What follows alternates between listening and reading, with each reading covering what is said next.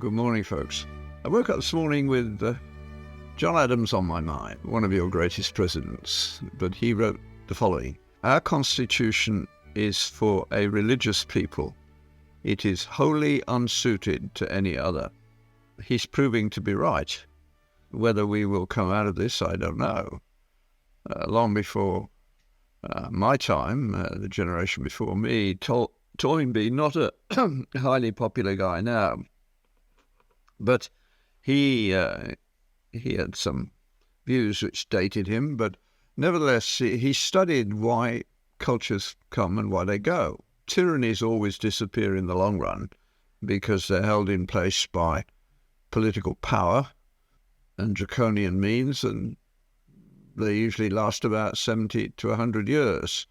And then they get replaced by another tyranny unless you're very fortunate. What Adams was looking at is the future of America, and he understood that you had been blessed very deeply in the fact that your government, when it was first set up, didn't have to think about good and evil. Those were givens, as they were for the Jews, as they were for the Christian environment. And Toynbee recognized when you lose those moral goods, when you no longer have a moral consensus, that's the first step on a very slippery slope. Because when you cease to have agreement about the nature of good and evil, your respect for law diminishes, which is the next step in the process. Because when you win the elections, the other side doesn't respect the laws you make. And when they win the election, you don't respect the laws they make. That's terrifying. And you can see that polarization happening in politics around the world at the moment. How it's going to come out, one doesn't know. There are little bits of not so bad news. You probably haven't been following the Scottish National Party's political ups and downs in the recent past, but they just came very close to that ex-leader was thrown out for total mismanagement of the trans trans issues in Scotland, which is very conservative on whole. And so they had to get a new leader. And they very nearly got a very smart young woman who is absolutely unapologetic about her basic Christian roots. And she came close to shifting the compass a long way, but didn't quite make it. So we'll see what happens next. But the divide is getting real. We shouldn't be too upset about that because we seek a kingdom whose builder and maker is God. Read the Psalms every day and you'll see that the requirement for endurance and persistence and faith was always what it has been. We're not supposed to be too settled in where we are now, but Americans in particular are very, very good at making themselves comfortable. No nation in the world has made themselves more comfortable than the Americans. You could eat your breakfast off the floor of most American homes. The place is so hyper clean. And you have more bathrooms than bedrooms almost now. It's really getting quite ridiculous. But that won't last unless it has some depth. And that's what Adams was concerned about. We are the product of a Judeo-Christian culture that's gone on for 2,000 years, and nothing has come close to it in terms of performance historically. Interestingly enough, this last week, my wife and I were watching Peter Robinson on Uncommon Knowledge interviewing Tom Holland,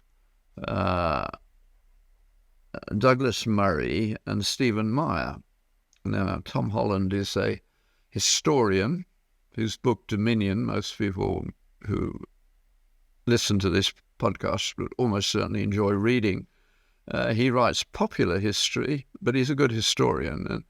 And he has slowly, by dint of the work he's done, come to realize that what he appreciates most in his life in England owes its existence to the church, not to modern progressive politics. Douglas Murray is in much the same state. He claimed to be Christian at one point. He I don't know whether he's an active homosexual, but he was at one point. But he's also going through the process of realizing there's some hard choices that have to be made. And again, he says, I have to acknowledge that almost everything that I really appreciate owes its existence to Judeo-Christian thought. When people ask him, why is he rocking the boat so much against the progressive camp that he used to belong to? And he usually says, I point to things like the Gothic cathedrals and ask why we can only build eyesores now. You need a big picture to do great things. And Stephen Meyer, of course, took a long journey of many years before he became convinced by the digital realities of DNA. I agree with him on that from the point of view of sitting back and saying, it looks to me very much as though there's a mind behind the universe. The digital nature of DNA is, it's stunning. It makes microchips look banal by comparison.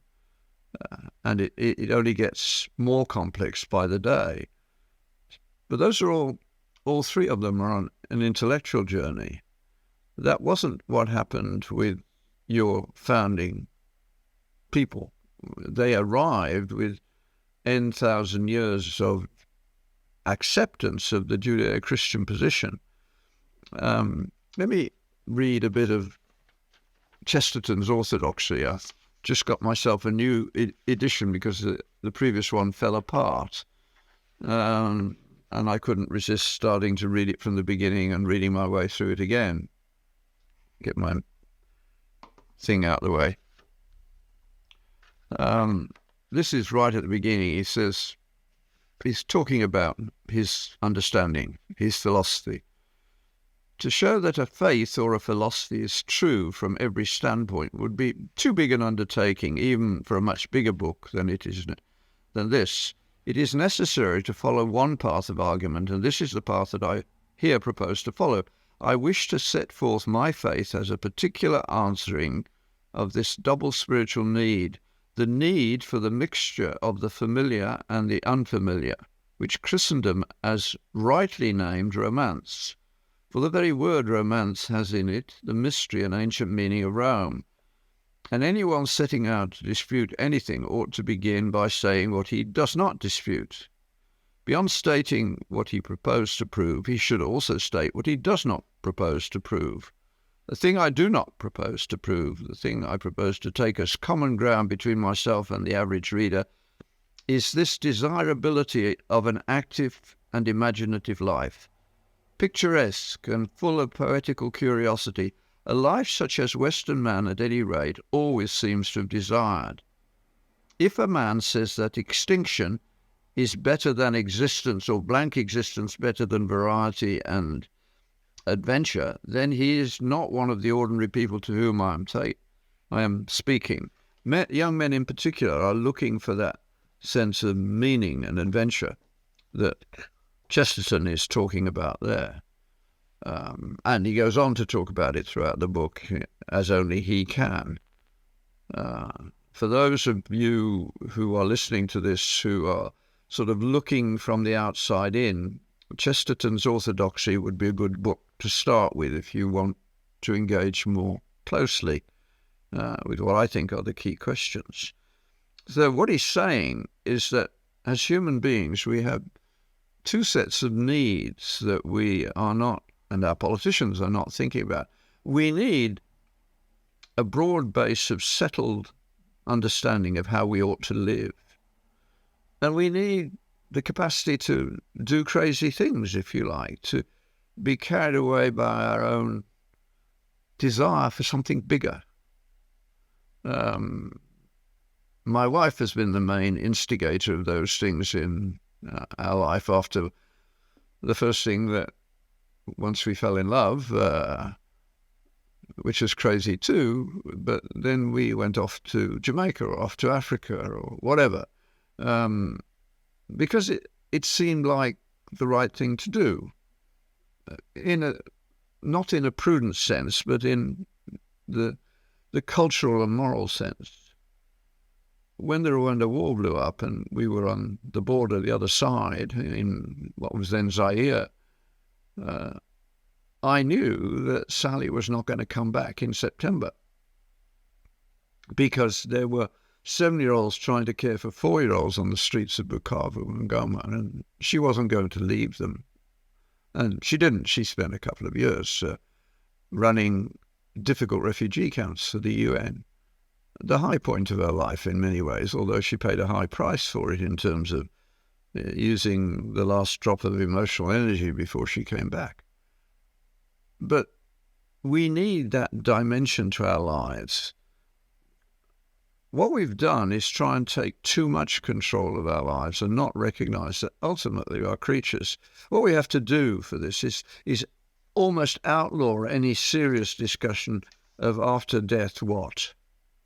And yet it's a question that gets to all of us. The trouble is, in the modern world, we're only getting to it very late in our lives. And that means we miss out on a lot of life because, as Chesterton goes on to say in that first chapter, when he looks at the alternatives historically, the Judeo-Christian thought has nothing to be ashamed of, comparable to everything else.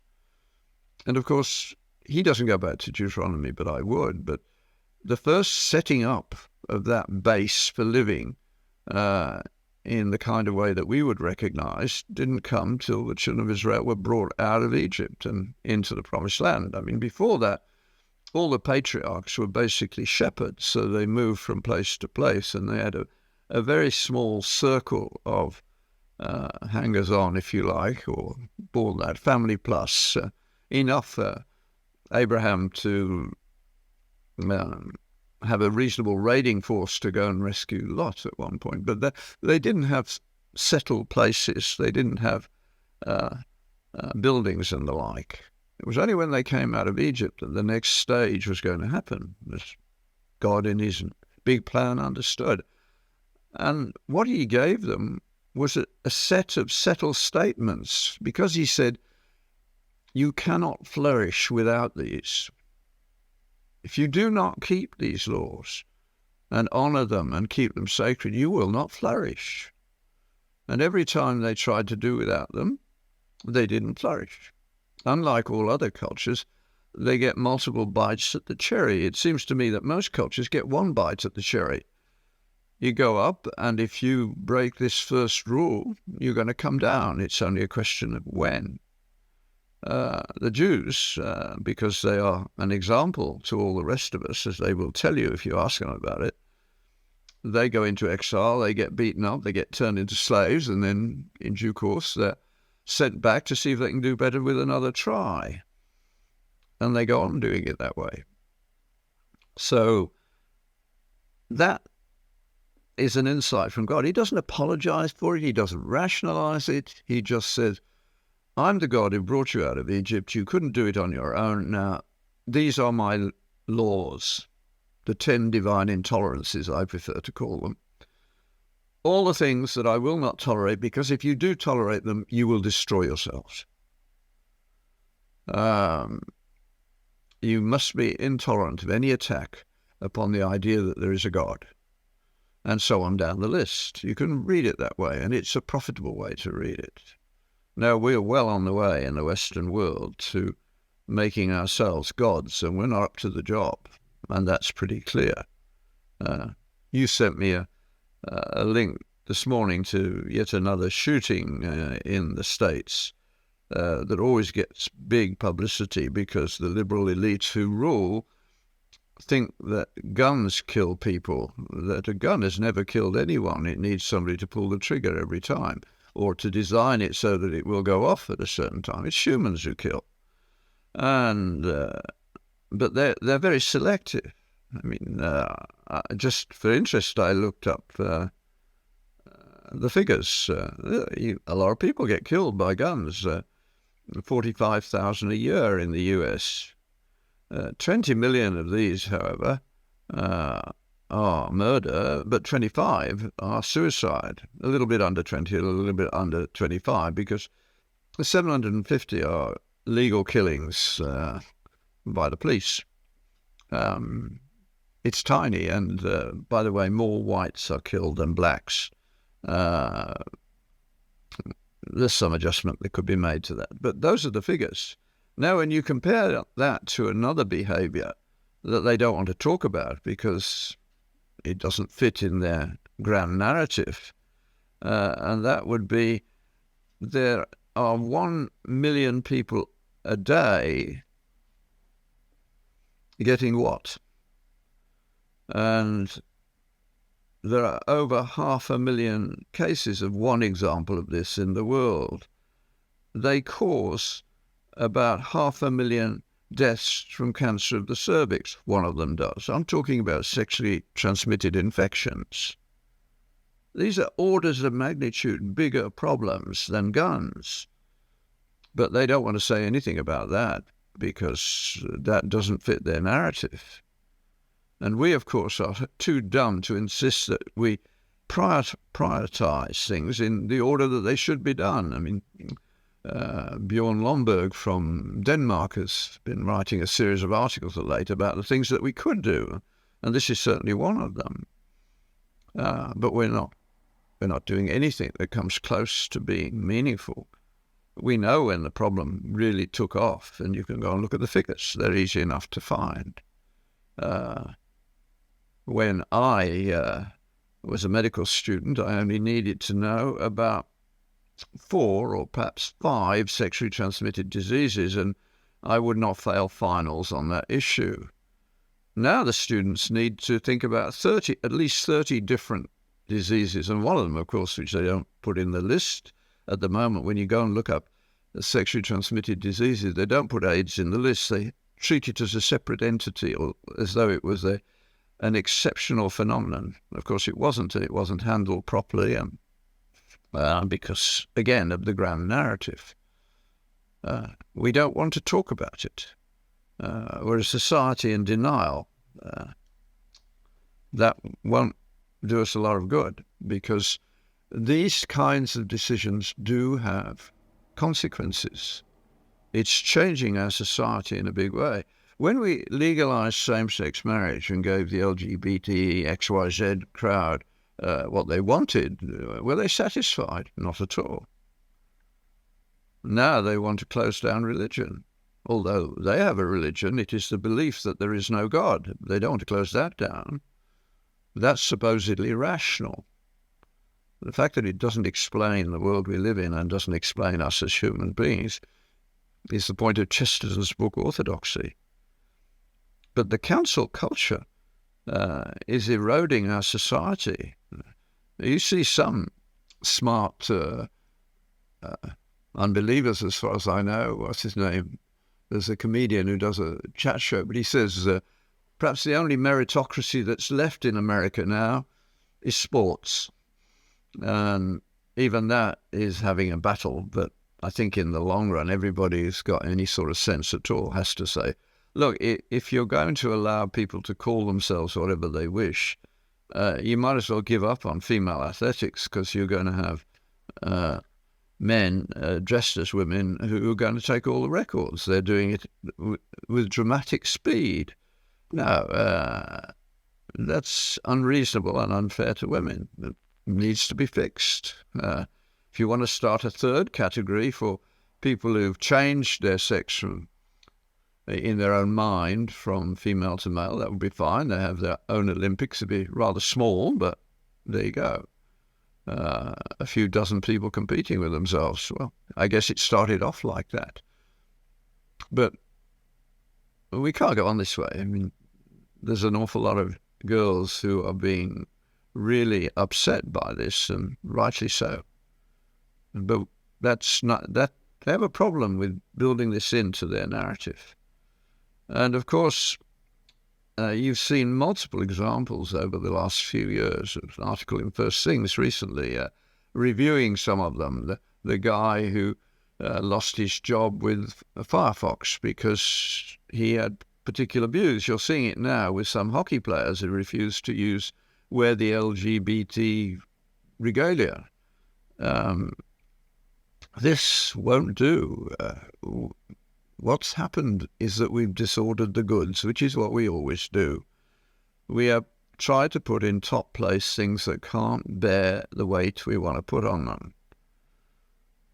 So diversity, inclusion, and equity are good ideas at one level, but you try to make them the dominant ideas and they will not work. And we only need to go back a little while to see that when you have these revolutions, they always end in bloodshed, or sometimes not quite so bad. But even the simple distinction between truth and loyalty, if you're loyal to your group as the primary concern, then you attack the others for not being of your group. This is tribal warfare again. When you put truth first, you start looking at the data and trying to make decisions that honor truth. Where truth is dominant, you get a more successful society. You have to, because you get your job because you can do it, not because of who you think you are. Identity politics has got to be a disaster at every level. Tom Sowell's 3 rules need to be repeated again and again and again, that whenever you're looking at changes of this order, you've got 3 things to consider. What is being proposed compared to what has been. Doing nothing is always an option. Sometimes it's the best. Doctors know that. And certainly if you go to ICU these days where the lawyers have taken over, so you don't have the doctor free to say, I think the best thing is to do nothing, when he knows very well that it is, because he can be sued. So a lot of the expenses in healthcare are now primarily driven by litigation, not driven by medicine, and driven by bureaucrats who, because they can't understand the real nature of medicine, want dumb rules that they apply in a way which is easily demonstrably going to lead to trouble, is leading to trouble. Ordering of the goods is so important. So when your child tells a lie and then owns up, the first thing you should do is celebrate the honoring of truth that the child intuitively knows he or she should do. And then you negotiate. What do we do as a kind of reminder to you that this is not the way to behave? And you can negotiate what that should be. And the child will accept that because it restores the relationship. But when you put loyalty to a group in that position, then you get incompetence promoted to the point where it's idiocy and causes all the damage you can imagine. You only have to watch YouTube with the things going on in the people who are applying for having to be confirmed in some way by your political process. And it is unbelievable the way bureaucrats refuse to answer questions to the people who are nominally at least in charge of the system, which is not the bureaucrats. And if we don't fix this, we're in deep trouble. There's no question about that. So we need to find ways to deal with this. Now, the key step forward is don't make statements, ask questions. Devastating questions are what we should be about. And we've got some good models, the best of all, of course, being Christ, followed by Socrates. But when somebody came to Jesus with an important question, he usually didn't answer it directly. The young man who wanted to know how he ought to live, and Jesus said, well, let me tell you a story. Having got out of him that you should love your neighbor as yourself by questioning, he then tells the story of the Good Samaritan. And it's been feeding our souls ever since. In the upper room, the beginning of the upper room discourses, they got everything going for it wasn't the Passover feast, it was the day before, but they were having a meal upstairs, and there'd been no slave at the door to wash their feet, so their feet hadn't been washed. And after supper, Jesus gets up and gets a towel around his waist and a bowl, and he starts washing the disciples' feet. And they're horrified. Peter in particular is horrified at the idea. Jesus explains. And then when he's finished, he says, You call me Master and Lord, and you do right, because that is who I am. If I then, your Lord and Master, wash your feet, what ought you to do? And that is a no-brainer. But we still struggle with building it into our culture. The lovely film Beckett has a scene where Beckett, having given up politics and become Archbishop of Canterbury on Maundy Thursday, the Archbishop washes the feet of the poor, in real terms. And that's an important example to give. Of course, within a family, as the children grow up, they realize that not only do you serve gladly and willingly, and driven by the model of the Master. And then you have the joys that I have as later on, as you see the same process being done by your children for their children. And the recognition that this is the way we ought to live is a wonderful gift for a family to have. But nowadays you see nasty, spiteful competition going on in the university. It's a big change. When I began in science, rather than just doing medicine, that meant actually reducing the amount of income I would have, because science at that stage wasn't, in fact, highly profitable unless you had a nice sinecure at Oxford or Cambridge. But what that meant was there was a real camaraderie about the people who did it, and we didn't even think about fabricating data. It was a non-issue, largely. Of course, it turned out later there was the odd person who was doing it. Now we have no idea how much cheating is going on in the scientific literature, because lots of money is attached to it, and conflict of interest is everywhere. There was huge conflict of interest in COVID, and it wasn't declared, it wasn't dealt with. If we don't straighten these things out, the whole thing will dissolve in a mess. I mean, nowadays, the problem of a professor is to try and teach the students, they're not willing in most cases to do it, how you go about finding out whether something should be believed or not. Instead, we have politicians who say, science has told us. No, science hasn't told you.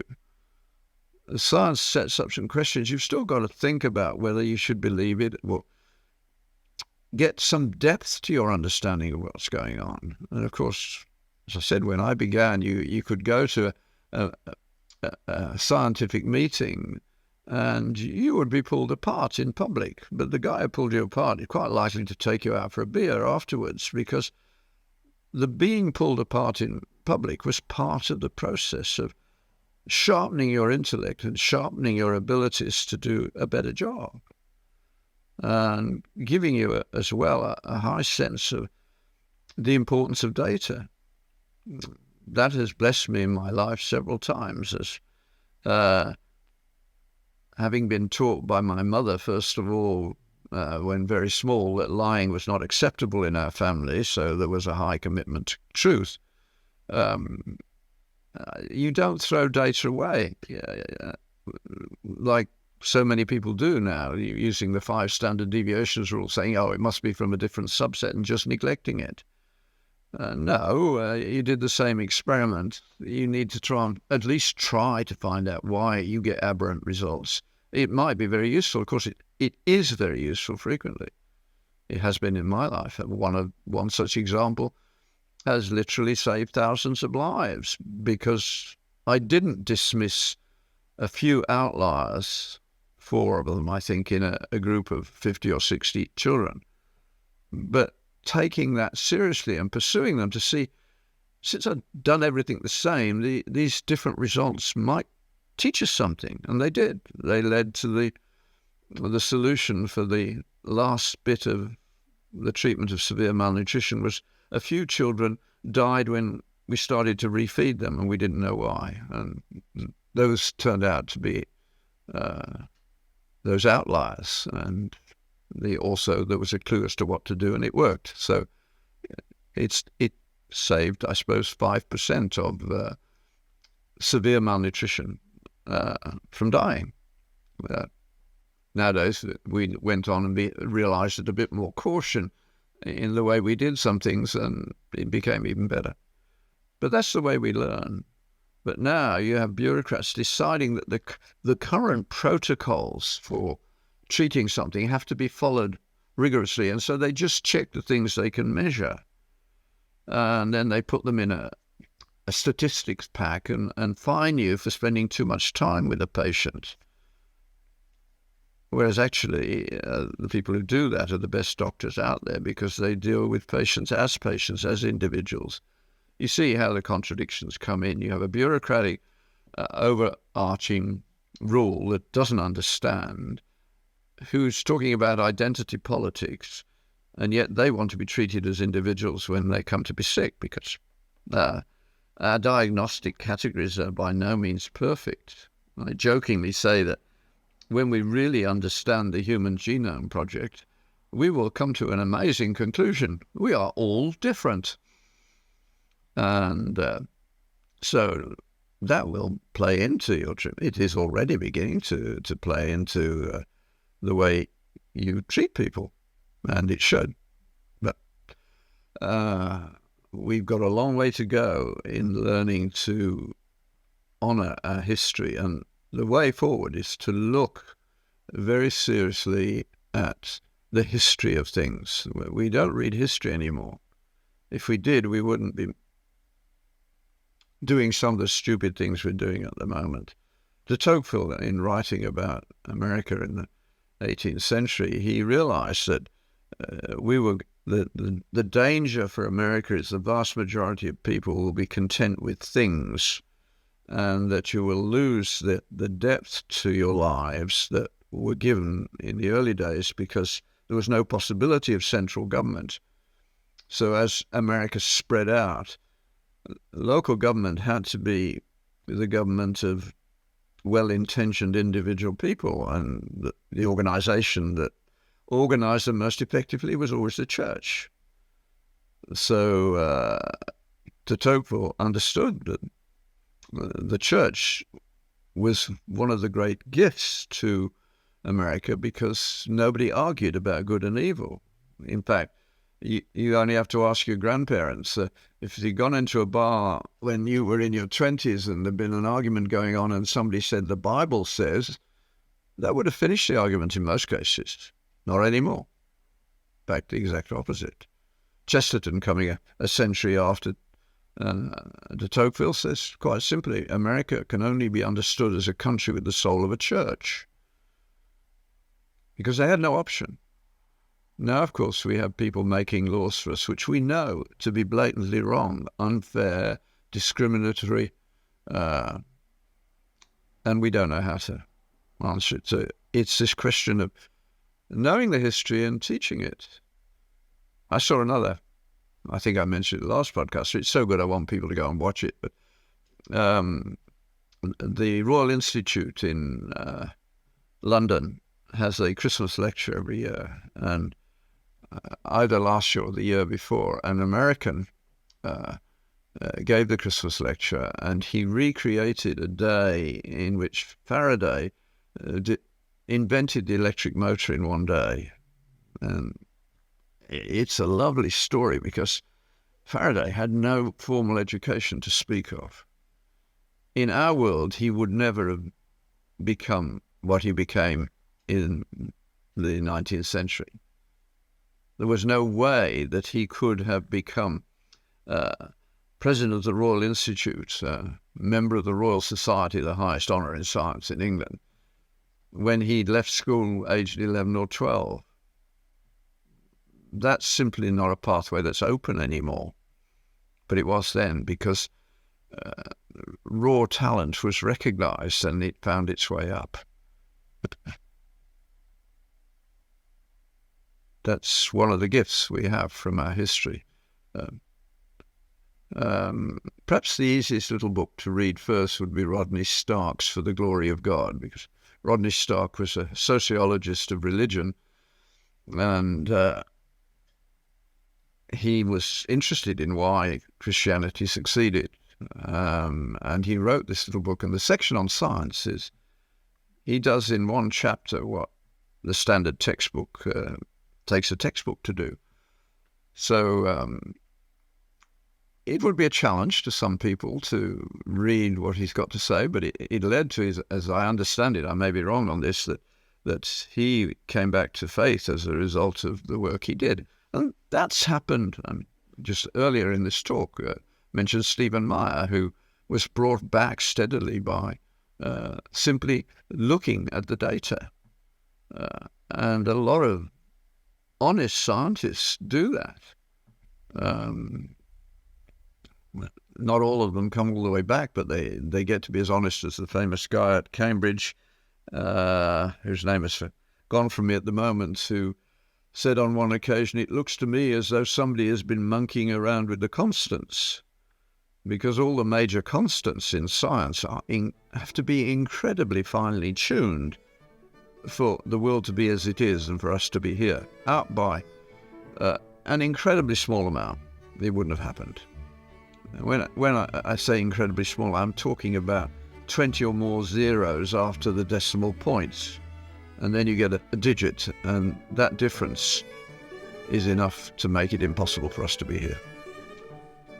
I think I'm going to stop there today. Hopefully I've annoyed some of you in a very good way, and you'll do the honest thing of finding the books I've mentioned, reading them and seeing if you can actually take them apart. I doubt that you will, but you might even bless me for it one day, who knows. But blessings on you anyway.